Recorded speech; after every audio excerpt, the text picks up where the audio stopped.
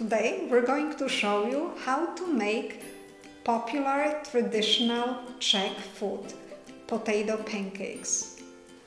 In Czech bramboráky.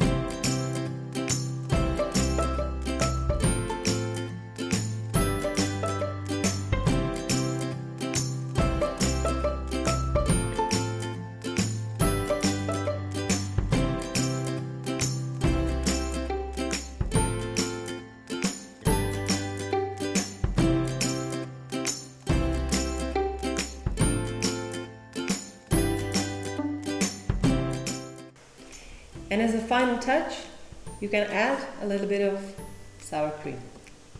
We are looking forward to feeding your hungry minds and stomachs. Dobrou chuť!